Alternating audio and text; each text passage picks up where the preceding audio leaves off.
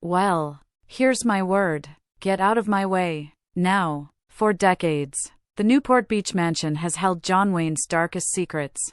When he died in 1979, his house was immediately sealed. Every photo, letter, and personal item had been locked away for over 30 years. In 2011, they finally opened the doors, and what they discovered inside stunned everyone. From record-breaking movie props to the shocking will that tore his family apart. Here's the story of what really happened to the prince's fortune. John Wayne was born Marion Robert Morrison on May 26, 1907 in Winterset, Iowa. When he was born, he weighed 13 pounds, which was so unusual that the local newspaper reported it. From the very beginning, he seemed destined to be larger than life. When he was only 3 years old, he almost died when he fell into an icy stream. A passing stranger saved him, and that moment showed the kind of resilience he would carry with him throughout his life. His name changed early. When his parents had another son, they decided to name the child Robert, so Marion's middle name was changed to Mitchell. This change may seem small, but it foreshadowed larger transformations that were to come later. In 1914, the family moved to Glendale, California, because his father's business failed. In Glendale, Marion gained the nickname Duke because of his Airedale Terrier, also named Duke. The two were always together, and local firefighters began calling them Big Duke and Little Duke. Marion liked it and the nickname stuck. Growing up, Marion loved football. In 1925, he received a football scholarship to the University of Southern California. He studied law and was a member of the Sigma Chi fraternity. However, his football dreams ended when he injured his shoulder in a body surfing accident. Losing the scholarship was devastating. He thought his plans were ruined. But this accident actually pushed him down the path that brought him fame. After retiring from football, Marion found a job at Fox Studios in 1927. He worked as a prop man, earning $35 a week. It wasn't anything flashy, but it gave him a chance. His first screen appearance was not as an actor but as an uncredited American football player in the 1926 film Brown of Harvard. During this time, he became friends with director John Ford. Ford saw something in him and gave him some advice, even suggesting he change his name to something stronger. After considering several options, they chose John Wayne, a name that would become legendary. Wayne's early acting career was difficult. Between 1930 and 1939, he starred in over 80 low-budget westerns, sometimes shooting the entire film in just 2 days. He barely earned enough money to survive, and often ate only one meal a day, a can of beans heated on a hot stove.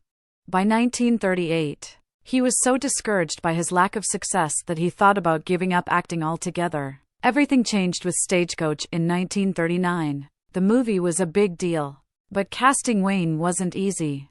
The studio wanted a famous actor like Gary Cooper, but John Ford insisted on Wayne, even threatening to leave the project if they did not agree. In the film, Wayne played Ringo the Kid, a criminal with a strong sense of justice. His first scene became iconic as the camera zoomed in on his face while holding a rifle. It only lasted a few seconds, but it took 27 takes to get it right because Wayne was so nervous. Stagecoach was a hit, earning 7 Oscar nominations and winning 2. Wayne's performance made him an overnight star. Although the film was a success, he was paid only $3,700, much less than famous actors. Still, it changed his life. After this film, Wayne was seen as the ultimate Western hero. He turned down roles in films like The Maltese Falcon and High Noon because he didn't want to let go of his image. This decision helped him become a symbol of American toughness and masculinity. John Wayne and John Ford worked together for over 50 years and made 14 films that changed Hollywood.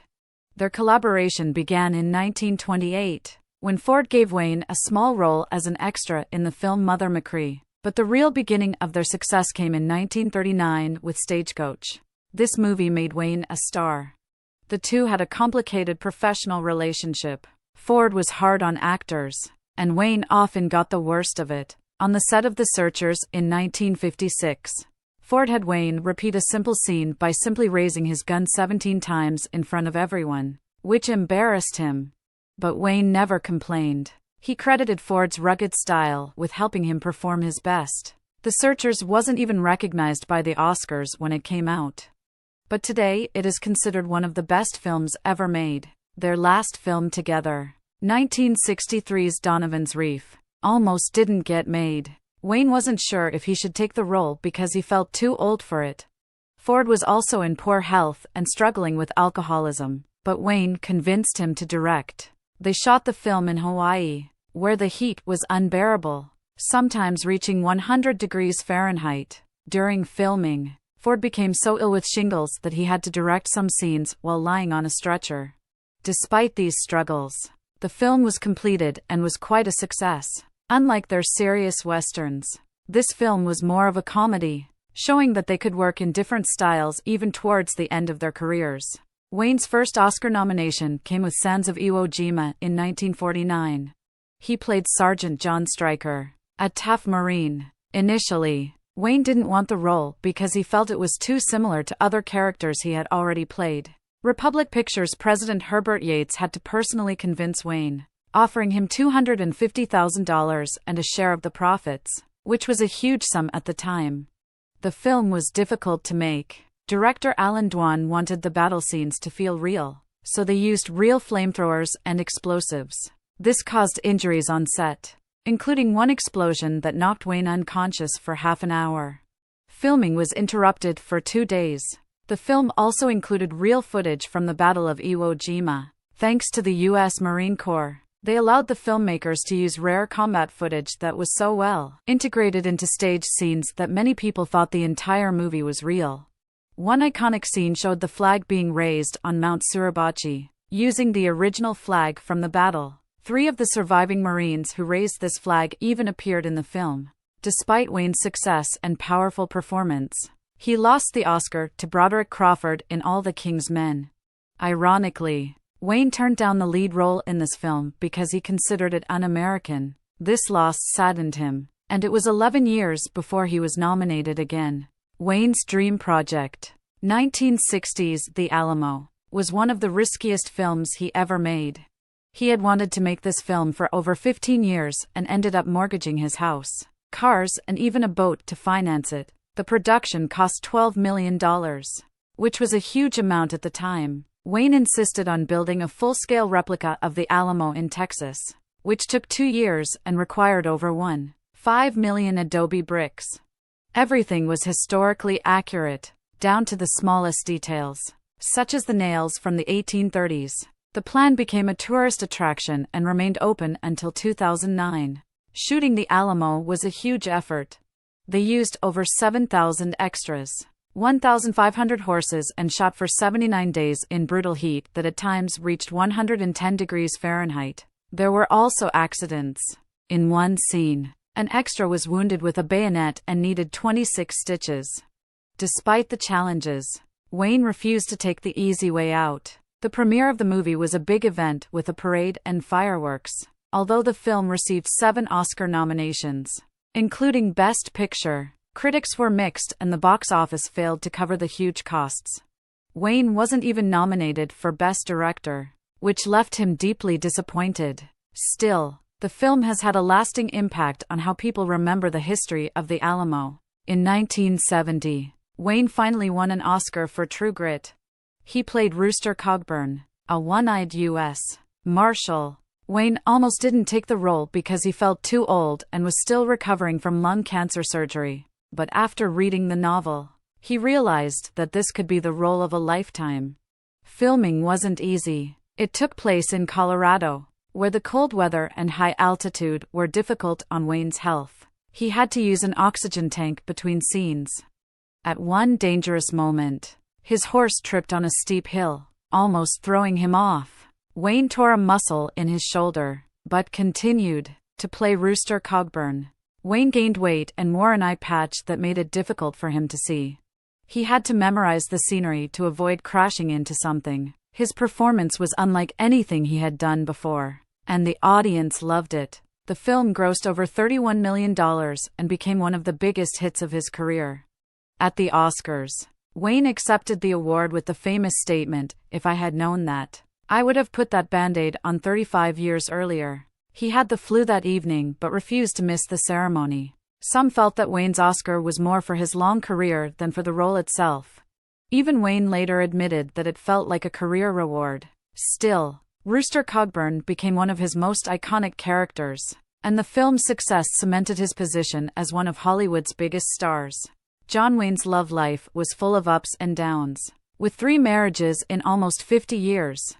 His first wife, Josephine Sayens, married him in 1933. At this time, Wayne's career was just beginning to take off. They had 4 children, but Wayne's growing fame kept him away from home.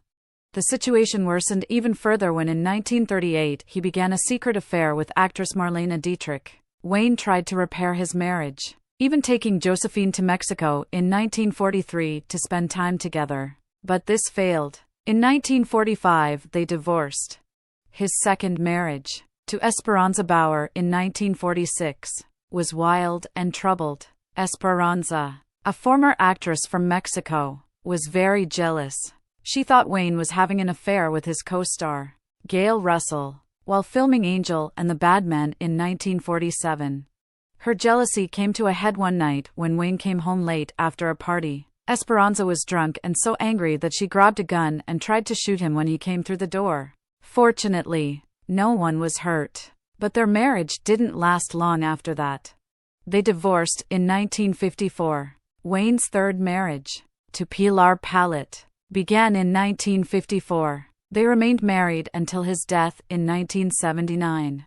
They had 3 children together and things seemed more stable for a while. But in 1973 Wayne and Pilar split up.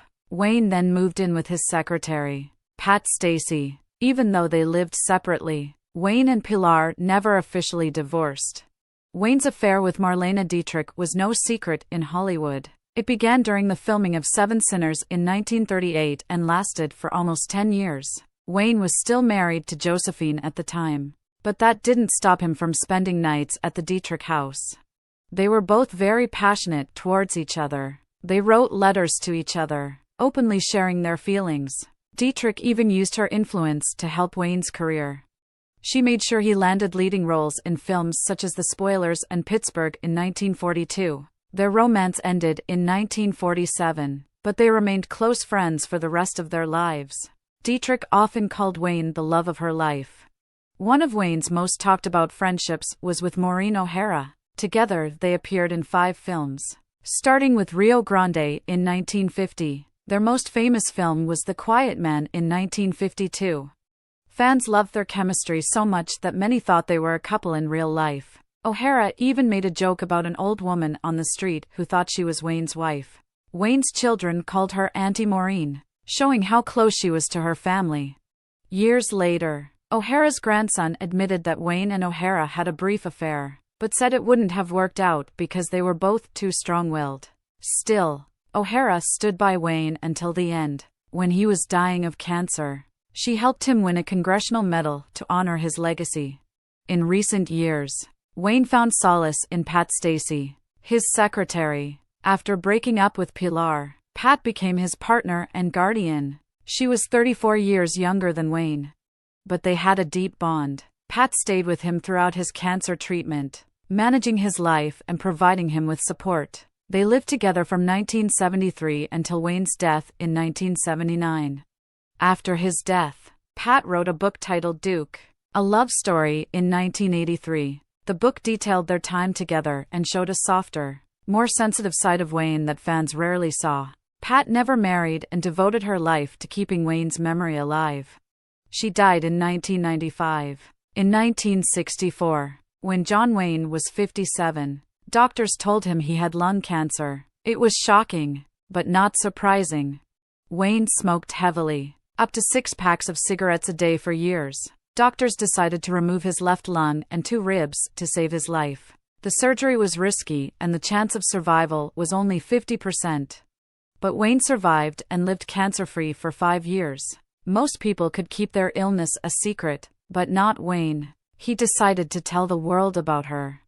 His advisors warned him that it could harm his career, but Wayne didn't care. He wanted to help others by encouraging them to get checked for cancer. He even came up with a nickname for the cancer, calling it Big C to make it less scary. In 1965, a year after surgery, he appeared in a television advertisement for the American Cancer Society. He asked people to support cancer research and take the disease seriously, but cancer didn't end him. In 1979, Wayne learned he had stomach cancer. He tried an experimental vaccine, but it wasn't enough. Even as his health deteriorated, Wayne continued to speak. From his hospital bed, he recorded messages asking for more funding for cancer research. In the weeks before he died, he was telling people they could find a cure for cancer without your help. But I wouldn't bet my life on it. Wayne's last film was 1970's Shck, The Shootist. It was about an aging gunslinger dying of cancer and seemed very close to Wayne's real life. He was 68 when he shot it and his health was poor. He often needed oxygen between scenes, but was determined to perform his own stunts. In one scene, he had to fall on a hard floor several times. He never complained. The film was a success and people saw it as a farewell to Wayne. He even changed the ending to fit his strong image. In the original story, his character was shot in the back. Wayne refused, saying, "I've never shot a man in the back in any movie." Change it. The film grossed $13 million and gave Wayne a chance to say goodbye in a role that reflected his own courage. Wayne died on June 11, 1979, at the age of 72. He died at UCLA Medical Center after months of battling stomach cancer. His death was a big moment for Hollywood and its fans. President Jimmy Carter called him larger than life and a true American hero.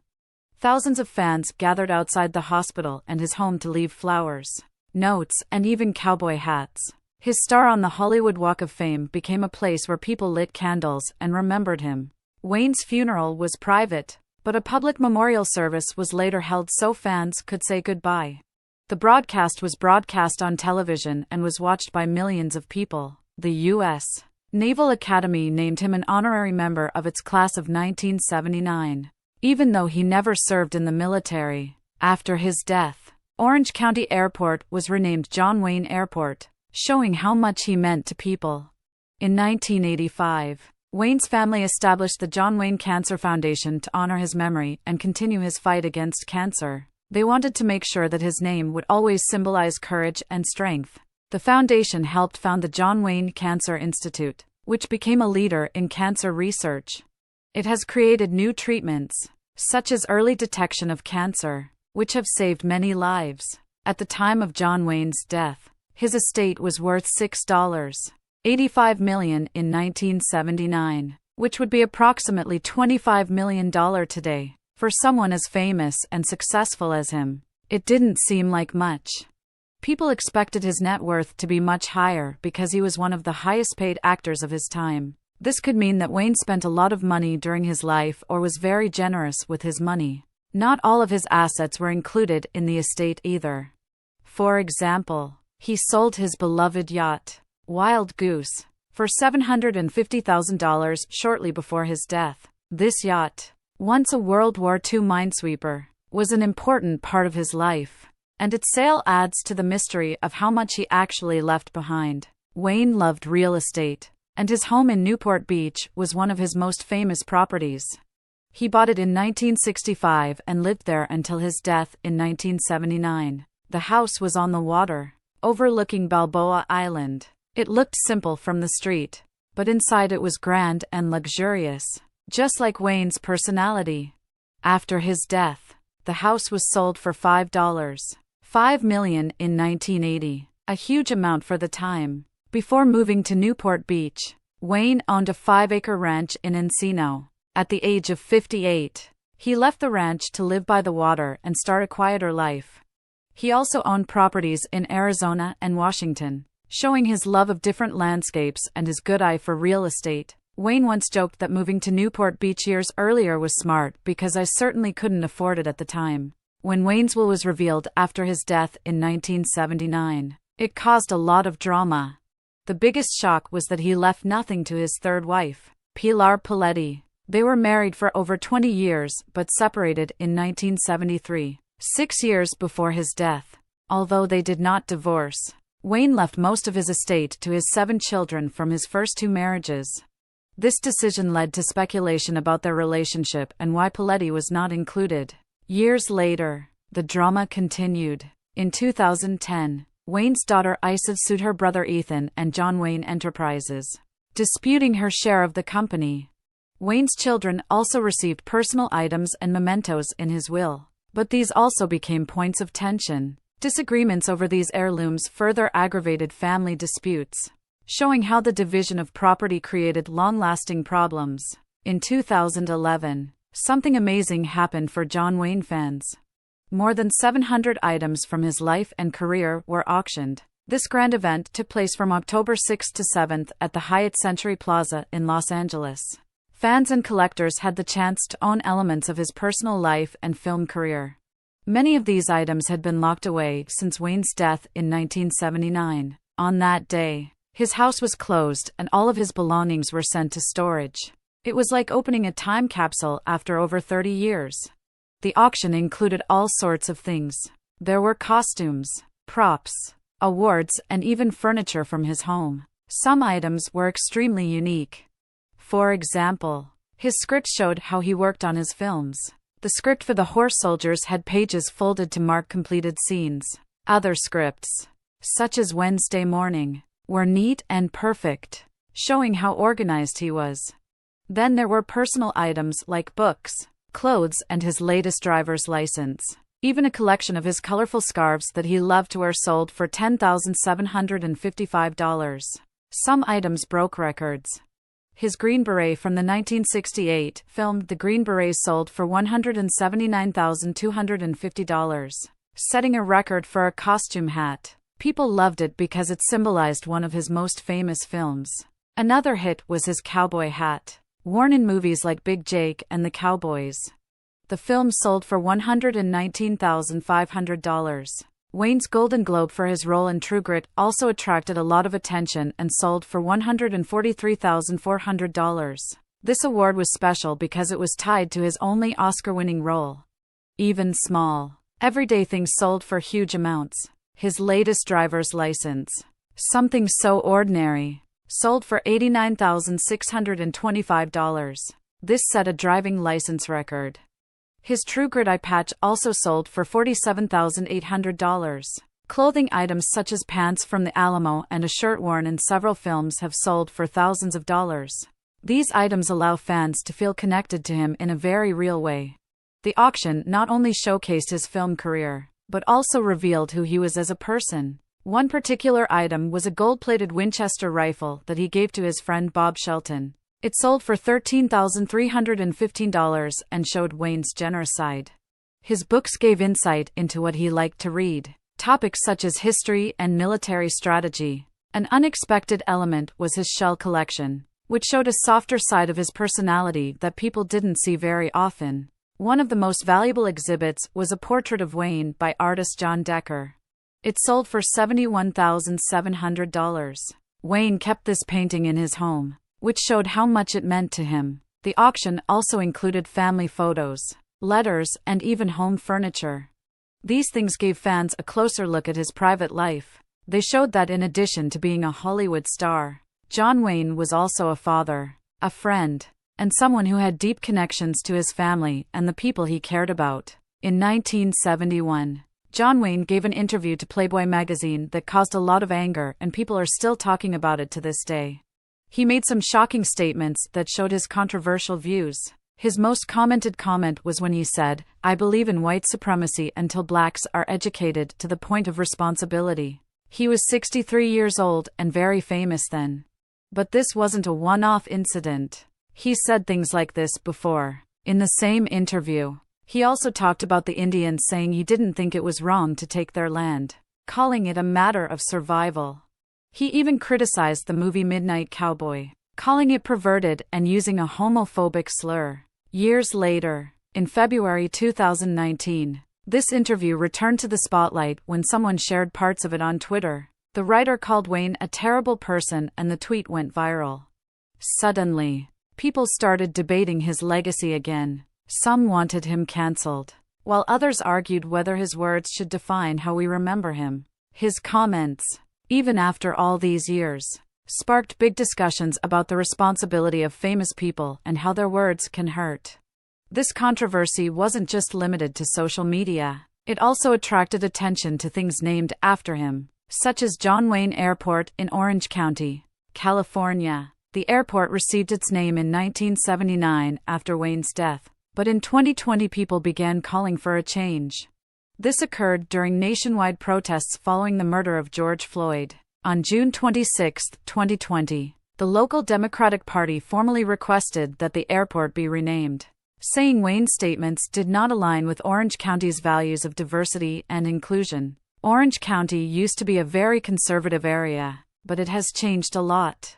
It became more diverse and politically competitive, and Democrats won every congressional seat in 2018. Some felt leaving Wayne's name at the airport sent the wrong message to minority communities. Others, like Wayne's son Ethan, defended him.